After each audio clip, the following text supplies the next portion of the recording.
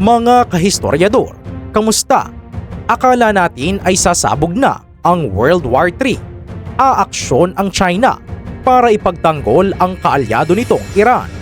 Pero anong nangyari? Iniwan sa ere. Umatras ang China. Ang kanilang aircraft carrier na Liaoning walang nagawa habang pinulpos at pinalubog ng Amerika ang 7 speedboats ng Iran. Oo, tama ang dinig nyo. 7 speedboat ng Islamic Revolutionary Guard Corps ang ginawang parang isdang bato ng mga US Apache at Seahawk helicopters. At dito mas lalong naging interesante ang sitwasyon. Dahil sa Pilipinas at sa iba pang kaalyado ng Amerika, hindi makagalaw ang China. Bigla na lang itong nanahimik at umatras. Mga kahistoryador, alamin natin kung bakit hindi nakakilos ang China, kung bakit napilitan itong umatras laban sa Amerika, at kung paano nasangkot ang Pilipinas sa pagpigil sa galaw na ito. Tara! Alam mo ba na matagal nang ginagamit ng Iran ang lugar na ito para mangharas ng mga dumadaang barko? Ang style nila, magpapadala sila ng mga maliliit pero mabibilis na speedboats. Lalapitan ang mga malalaking commercial ships at tatakutin o kaya naman susubukang harangin. Nakakairita, diba? Pero ngayon, dumating ang oras na napuno na ang Amerika. Kinumpirma mismo ng US Central Command o CENTCOM na hindi na sila nagtimpi. Nagpadala ang US Army ng kanilang mga AH-64 Apache helicopters, kasama pa ang mga Navy Seahawk helicopters. Oo, mga kahistoryador, hindi basta-basta ang mga chopper na ito. Ang Apache ay parang lumilipad na tangke na punong-puno ng mga missiles at machine guns. Nung nakita ng mga Apache at Seahawk itong mga speedboats ng IRGC na nag-aangas na naman at hinaharas ang mga barko, walang paligoy-ligoy, pinaputukan nila ito. 6 na speedboats ang opisyal na sinabi ng CENTCOM na pinalubog nila. Walang natira, basag.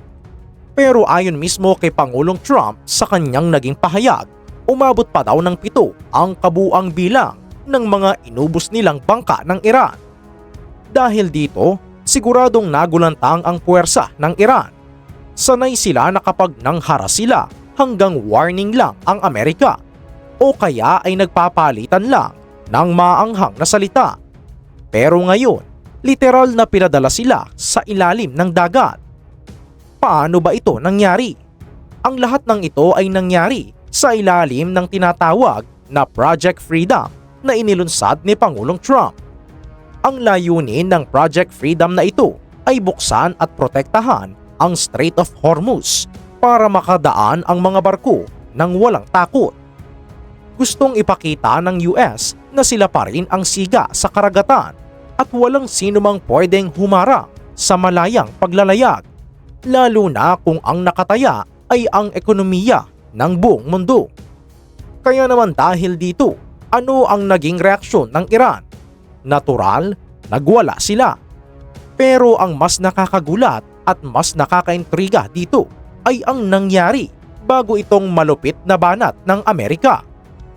Alam mo ba na bago pa man pinalubog itong mga speedboats, nauna nang nambomba ang Iran sa isang port o daungan sa UAE? Opo, binomba ng Iran ang isang pasilidad sa United Arab Emirates at tahasan nilang sinubukang harangin ang mga barkong may dalang watawat ng Amerika. Sobrang yabang at tapang ng ginawa nilang ito. Akala yata ng Iran ay magpapasindak ang US sa kanila. Naghain pa daw ang Iran ng peace proposal o alok na kapayapaan, pero napakahirap tanggapin ng mga kondisyon nito. Ayon sa mga ulat, ang daming hinihingi ng Iran na pabor sa kanila, kaya naman mabilis na ibinasura ito ni Trump. Hindi tinanggap ng Amerika ang lokohan na peace proposal na iyon. Dahil sa katigasan ng ulo ng Iran at sa pambobomba nila sa UAE port, naglabas ng napakatinding babala ang US CENTCOM. Si Admiral Brad Cooper na siyang hepe ng operasyon ay nagbigay ng direktiba na nagpakaba hindi lang sa Iran, kundi pati na rin sa buong mundo. Ayon sa kanya, ang mga US commanders sa lugar ay mayroon ng all authorities o buong kapangyarihan para gumamit ng lethal force o nakamamatay na puwersa laban sa sinumang haharang sa kanila. Sa madaling salita, ang utos sa mga sundalong Amerikano ay kapag may humarang, barilin nyo. Kapag may nag-angas, palubugin nyo. Wala nang tawag-tawag pa sa Washington para humingi ng permiso. On the spot, pwedeng pumutok. Yes, mga kahistoryador. At dito na nga pumasok ang pangyayari kung saan inubos ng mga Apache at Seahawk ang mga speedboats ng IRGC. Sila ang naging unang sample ng bagong utos na ito. Samantala, habang kinakalampag at pinupulbos ng Amerika ang puwersa ng Iran sa Middle East, ang buong mundo ay nakatingin sa isang bansa, ang China. Matagal nang magkaibigan at magkaalyado ang Iran at China. Pareho silang may galit sa Amerika at madalas silang magtulungan pagdating sa militar at ekonomiya. Sa katunayan, pagkatapos ng matinding sagupaan na ito, agad-agad na lumipad papuntang Beijing si Iran Foreign Minister Araqchi. Nagmadali itong pumunta sa China para siguradong humingi ng tulong, magsumbong at humingi ng resback.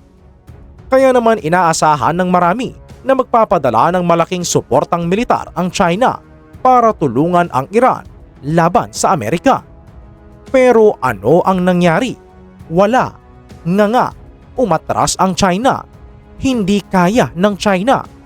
Kahit nandyan na ang kanilang sikat na aircraft carrier, ang Liaoning Strike Group, hindi ito gumalaw para direktang tulungan ang Iran o harangin ang Project Freedom ng Amerika.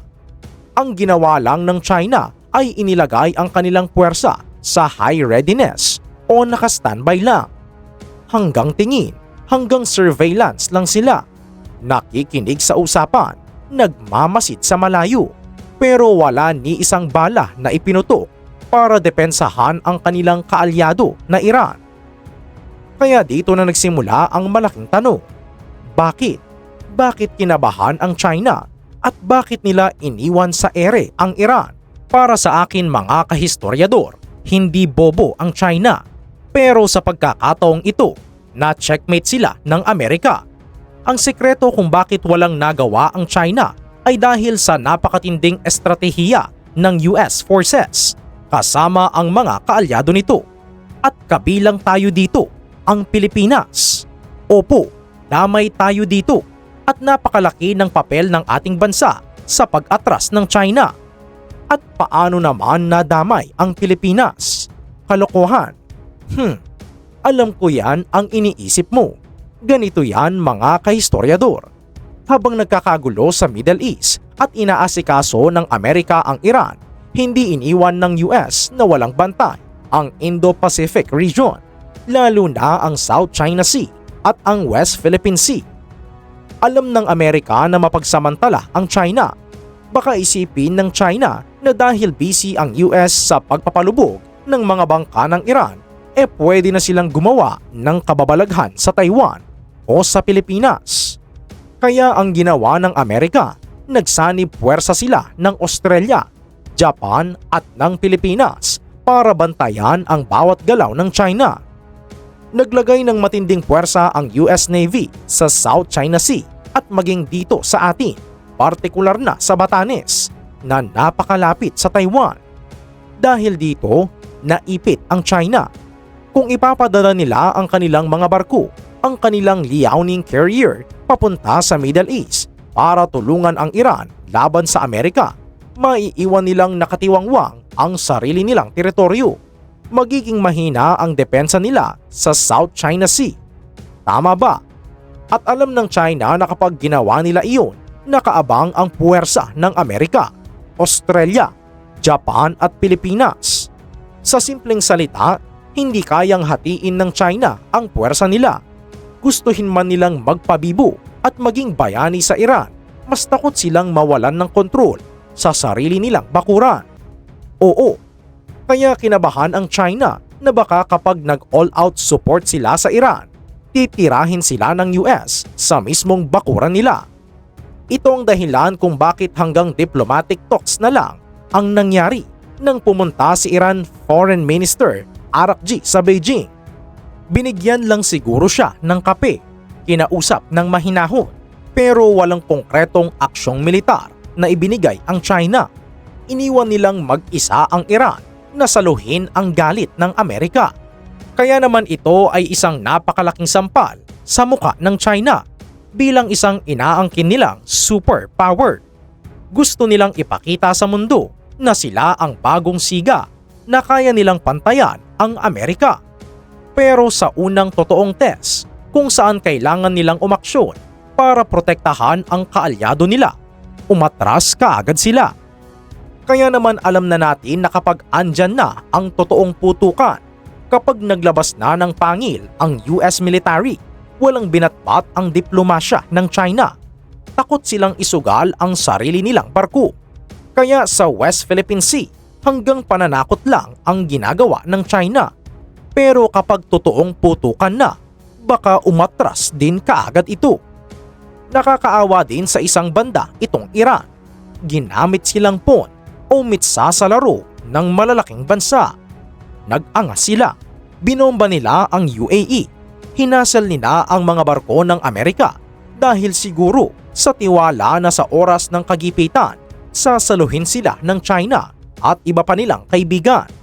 Pero noong umulan na ng missiles galing sa mga US Apache at Seahawk, noong lumubog na isa-isa ang kanilang mga speedboats at namatay ang kanilang mga tauhan, nasaan ang China? Wala.